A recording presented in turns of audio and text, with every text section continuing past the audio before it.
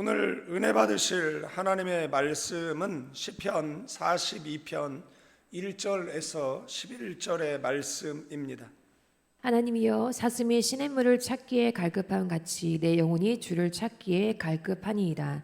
내 영혼이 하나님 곧 살아계시는 하나님을 갈망하나니 내가 어느 때에 나아가서 하나님의 얼굴을 배울까. 사람들이 종일 내게 하는 말이 내 하나님이 어디 있느뇨 하오니 내 눈물이 주야로 내 음식이 되어도다. 내가 전에 성의를 지키는 무리와 동행하여 기쁨과 감사의 소리를 내며 그들을 하나님의 집으로 인도하였더니 이제 이 일을 기억하고 내 마음이 상하는도다. 내 영혼아, 내가 어찌하여 낭망하며 어찌하여 내 속에서 불안해하는가. 너는 하나님께 소망을 두라. 그가 나타나 도우심으로 말미암아 내가 여전히 찬송하리로다. 내 하나님이여, 내 영혼이 내 속에서 낙심이 되므로 내가 요단 땅과 헤르몬과 미살 산에서 주를 기억하나이다. 주의 폭포 소리에 깊은 바다가 서로 부르며 주의 모든 파도와 물결이 나를 휩쓸었나이다. 낮에는 여호와께서 그의 인자하심을 베푸시고 밤에는 그의 찬송이 내게 있어 생명의 하나님께 기도하리로다. 내 반석이신 하나님께 말하기를 어찌하여 나를 잊으셨나이까. 내가 어찌하여 원수의 압제로 말미암아 슬프게 다니나이까 하리로다. 내 뼈를 찌르는 칼같이 내 대적이 나를 비방하여 늘 내게 말하기를 내 하나님이 어디 있느냐 하도다. 내 영혼아, 내가 어찌하여 낭망하며 어찌하여 내 속에서 불안해하는가. 너는 하나님께 소망을 두라. 나는 그가 나타나 도우심으로 말미암아 내 하나님을 여전히 찬송하리로다. 아멘. 아멘. 이 시편 42편은 고라 자손의 시로서 성전 봉사와 그리고 찬양을 맡았던 이들이 성전에서 멀리 떠나 하나님의 임재를 그리워하며 지은 시라고 말하고 있습니다.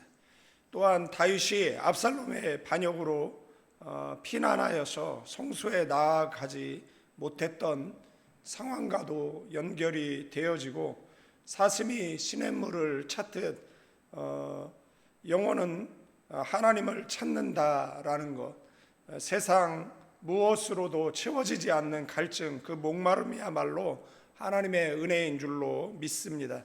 우리 사람의 몸의 그 절반 이상이 물로 구성되어 있고 물 없이는 며칠도 살 수 없는 것처럼 우리의 영혼도 하나님 없이는 단 하루도 살 수 없습니다. 물이 10%만 부족해도 생명이 위태로워지듯이 하나님과의 교제가 끊어지면 영혼은 메말라 버린다라는 것. 어린 아이는 그 몸의 75에서 80%가 물로 이루어져 있고, 그리고 노인이 되면 이제 50% 이하로 떨어집니다. 성인은 남자가 한 60%, 그리고 여자는 50에서 55% 정도가 물로 그 수분의 비율이 그 정도 된다라고 이야기를 하고 있고, 인체에서 체중의 약 1, 2% 정도의 수분이 빠져나가면 갈증과 피로와 그리고 집중력 저하가 나타나고, 5%가 부족하면 심각한 탈수 증상, 두통, 어지럼증, 그리고 체온 조절 장애가 벌어지고, 10%가 부족하면 의식이 혼미하고 장기 기능에 이상이 생기고, 그리고 15에서 20% 수분이 손실되어지면 치명적이고 사망 위험이 크다라고 이야기하고, 인간이 물 없이 견딜 수 있는 기간이 한계선이 3일 정도 밖에 되지 않는다라고. 그러나 시원하고 이렇게 환경이 좋은 조건에서 5일에서 7일 정도 생존했던 그런 사례가 있습니다. 음식은 장기간 먹지 않아도 버틸 수 있지만 물은 며칠만 없어도 생명이 위태롭다라는 것. 시편 기자는 이것에 대한 인식을 가지고 42편 1절에 하나님이여, 사슴이 시냇물을 찾기에 갈급한 것 같이 내 영혼이 주를 찾기에 갈급하나이다 라고 고백을 합니다. 마치 사슴이 목말라 물을 찾아 헤매듯이 우리의 영혼도 오직 하나님만이 채우실 수 있는 갈급함을 안고 살아가는 줄로 믿습니다. 물 없이는 생명이 유지될 수 없듯이 주님 없이는 우리의 영혼도 참된 그러한 생명을 유지할 수 없다라는 것을 기억해야 될 줄로 믿습니다. 구체적으로 살펴보면 1절에서 4절 하나님이여 사슴이 시냇물 찾기에 갈급한 같이 내 영혼이 주를 찾기에 갈급하나이다. 이 시냇물은 이 원어적 의미는 이 가뭄에도 마르지 않는 물 근원을 이야기하는 것이고, 사슴은 연약한 짐승이잖아요. 맹수의 추격, 목마름 속에서 물을 찾습니다. 마찬가지로 성도는 세상의 고난, 시련 속에 그 고난을 극복하고 이길 수 있는 길은 하나님을 찾는 길밖에 없다라는 것. 시인은 이 단순한 문제 해결을 구한 것이 아니라 살아계신 하나님 그분 자체를 갈망한 것이다라는 겁니다. 그러나 현실은 어떻습니까? 현실은 대적이 있었고 그리고 조롱이 있었다라는 것. 3절에 보면 너의 하나님이 어디 있느냐. 그래서 눈물이 주야로 음식이 될 만큼 이 조롱을 받는, 그리고 뼈아픔이 시편 기자에게 있었다라는 것. 과거에 그는 성일에 무리와 함께 예배하던 날들을 기억하고 더욱 마음이 아팠음을 보게 되어진다라는 사실입니다. 이 내용을 보면 다윗이 연상이 되어질 수밖에 없어요. 이스라엘은 신앙 공동체이기 때문에 예루살렘에서 예배를 드리죠. 이 당시 그 성막이 있는 그 곳에서 예배를 드리죠. 베델을 그곳에서 이렇게 법궤와 그다음에 성막이 이제 가나안에 들어와서 이렇게 옮겨 다니고 나중에 이제 예루살렘에 이제 성전이 건축되어지는데, 그래서 그 성막이 있는 곳이 그 예배드리는 곳인데 사울이 죽이겠다라고 쫓아다녔잖아요. 그 세월, 그 연단의 세월이 거의 13년 가까운 세월이니까 그 세월 동안 뭘 못하는 겁니까? 예배를 그 성막, 그 법궤가 있는 그곳에서 드릴 수가 없죠. 그리고 그 법궤는 빼앗겨서 블레셋 땅에서 그 다음에 이스라엘에 들어오는 가정이 있고 그 다음에 예루살렘에 나중에 정착되지만 다윗은 그런 예배 드릴 수 없는 그런 상황, 그리고 함께 예배하던 사람들이 이제 다윗을 향해서 극심한 그런 비난하고 있는 그런 조롱하는 그런 상황인 거예요. 그래서 그 과거에 함께 예배하던 그 날들을 기억하고 마음이 더 아파했음을 우리가 다윗의 인생 속에서 보게 되어지는데, 다윗이 성전을 얼마나 사모했느냐라면 정말 자신의 몸이 아플 정도로 성전을 사모했다라는 것을 우리는 보게 되어진다라는 것이고요. 우리는 이런 목마름으로 성전을 사모하고 예배를 사모하고 그리고 하나님을 사모하는가, 우리에게 자문자답해 보아야 할 필요가 있고, 그리고 다윗이 정말 목말라 했던 것은 물론 성전을 사모했지만 성전은 하나님의 임재를 상징하는 곳이지만 지금 자신에게 하나님이 그 함께 하고 있는 그 갈급함이 있었다라는 사실입니다. 어디에 있든지 하나님과 함께하는 그 갈급함이 있는 저와 여러분 되어지기를 주님의 이름으로 축원드리겠습니다. 5절에 보면 내 영혼아 내가 어찌하여 낭망하며 어찌하여 내 속에 불안하여 하는가. 너는 하나님을 바라라. 낭망할 때 중요한 것은 이 5절 이 말씀을 보면 이 시편 42편과 그리고 시편 이 43편은 원래 그 원문에는 하나로 되어져 있습니다. 우리 성경에는 이게 둘로 나눠져 있지만 같은 귀절이 반복되어지는 귀절이 5절과 그리고 11절 그리고 43장 이제 5절인데 여기에는 내 영혼아 네가 어찌하여 낙심하고 어찌하여 내 속에 불안해하는가 너는 하나님께 소망을 두라 그가 나타나 도우심으로 말미암아 네가 여전히 찬송하리로다 이렇게 되어져 있는데 개역 성경에는 내 영혼아 내가 어찌하여 낭망하며 내 속에 불안하여 하는고 너는 하나님을 바라라 그 얼굴의 도우심을 인하여 기뻐하리라 이렇게 표현되어져 있습니다. 그러니까 우리가 그런 절망의 순간에 하나님을 바라봤을 때 그 하나님께서 우리의 얼굴을 도와주신다라는 겁니다.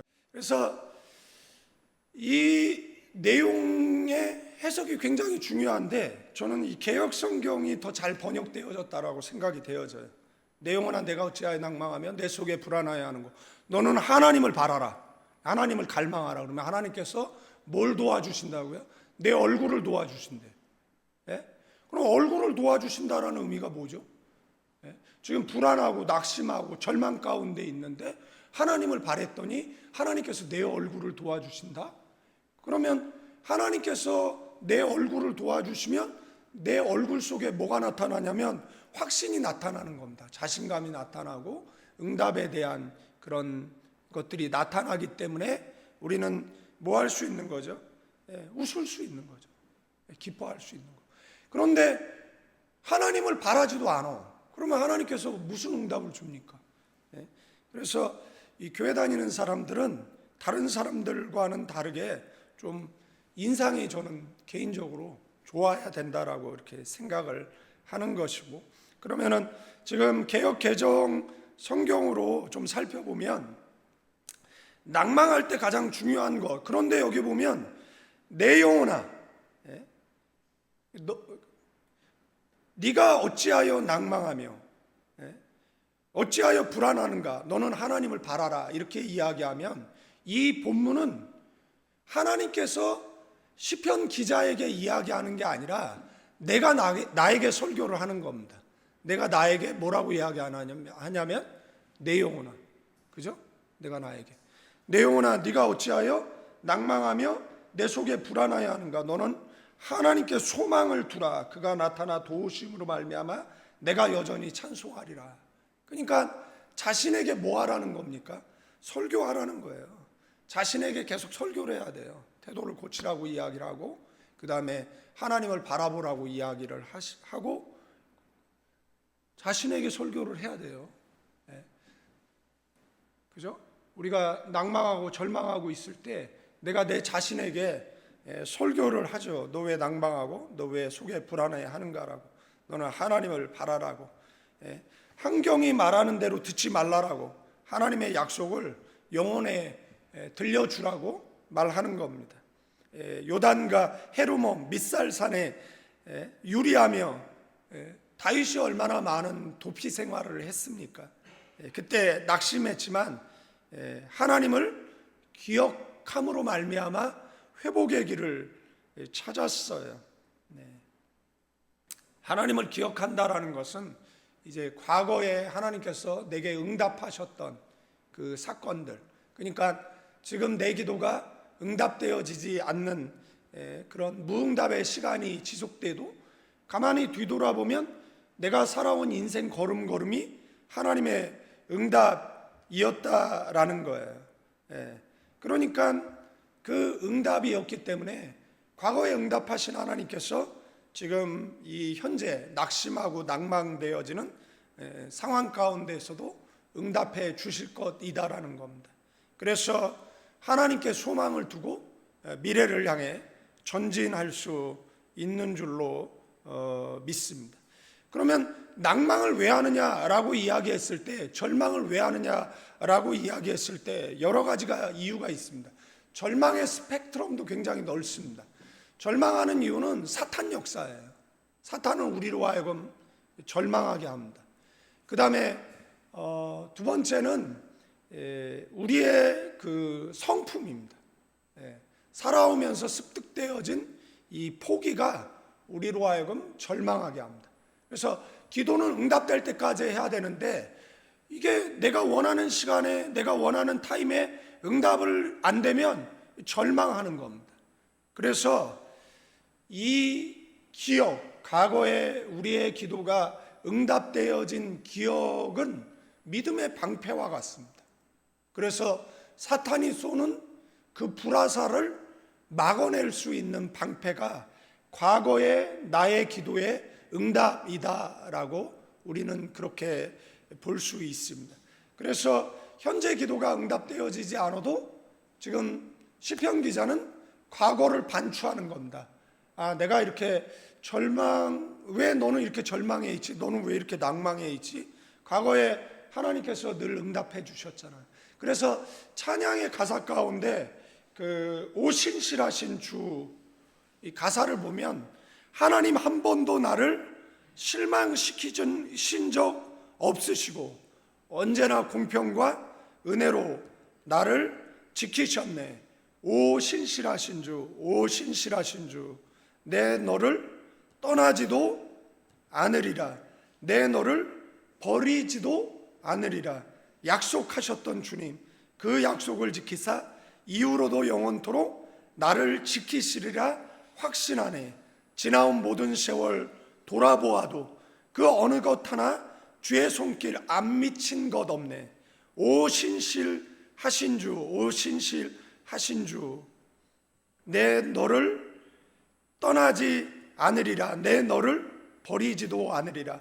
약속하셨던 주님, 그 약속을 지키사 이후로도 영원토록 나를 지키시리라 확신하네. 아멘. 이게 믿음인 줄로 믿습니다. 그래서 시인은 이 9절서부터 하나님을 뭐라고요? 내 반석이신 하나님이라고 부르짖습니다.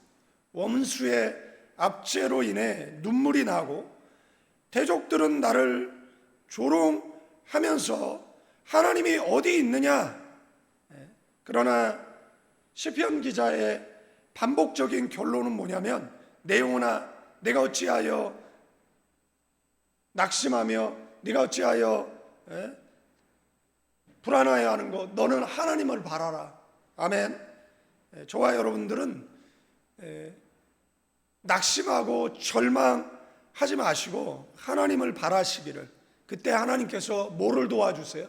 개역 성경에는 얼굴을 도와준답니다.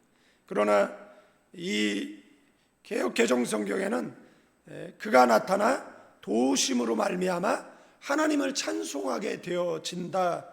상황은 변하지 않았어요. 여전히 원수는 비웃고 눈물을 흘립니다. 그러나 시인의 내면이 변했어요. 절망 대신에 소망, 불안 대신에 찬송이에요. 내용은 안 변했어요. 그러나 기도하고 뭐가 변하는 거죠? 얼굴이 변하는 거예요. 그래서 얼굴 중요합니다. 교회 다니는 사람 인상 되게 중요해요. 그러니까 인상 속에 믿음이 나타나는 겁니다. 믿음 없는 사람은 무표정하고 오만상 다 찌푸리고 있고, 그죠?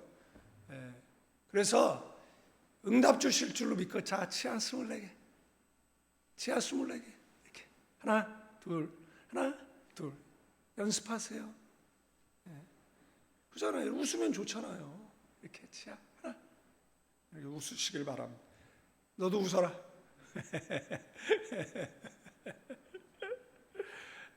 우리나라 속담에 웃는 얼굴에 침 못 뱉는다라고. 성경의 시편에 보면 옛날 어른들이 여자는 솜씨 있어야 된다, 뭐 맵씨 있어야 된다. 이것도 뭐 여성 차별인가? 그죠?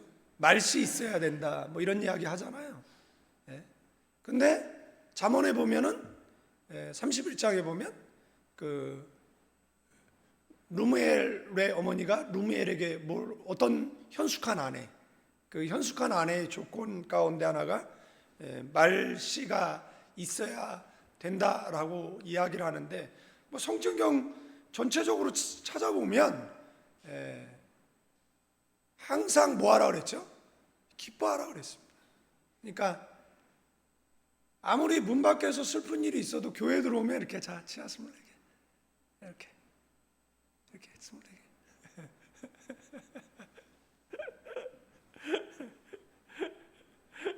여러분들, 갈급함은, 힘들고 어려움, 낙심, 절망은 그것이 우리를 하나님께로 이끄는 줄로 믿습니다. 그래서 그 갈급함이 저와 여러분에게 은혜예요. 아멘. 그리고 그 낭만 가운데 그 낭망이 우리를 엄몰하지 못하게 하는 것은 기억이에요. 과거에 우리의 기도를 응답해 주신 그 간증들을 반추해 보면 우리는 이 고난 이까지 것 지미하고 그리고 돌파할 것이고, 마지막으로 하나님께서 그런 사람에게, 그러니까 시편 기자가 지금 한참 기도하다가 자신에게 설교하는 거, 너 왜 낭망해? 너 왜 이렇게 슬퍼하고 있어? 너 왜 이렇게 절망해? 하나님을 바래. 그죠? 그러니까 설교는 교회 와서 목사에게만 자꾸 듣지 마시고, 일주일에 한 번 설교 들으면 뭐해? 일주일에 6일은 자기가 계속 자기에게 절망을 설교하고, 자신에게 너는 실패한 인간이라고 얘기하고, 나는 해도 안 된다 그러고, 차라리 이렇게 살 바에 죽어야지라고, 그거를 계속해서 자신에게 설교하잖아요. 그러면 그 설교 내용이 그 얼굴에 다 나타나잖아요. 그러니까 자신에게 부정적인 설교하지 마시고 긍정적인, 희망적인 설교를 하시면 어떻게 되죠? 하나님을 찬송하게 되겠죠.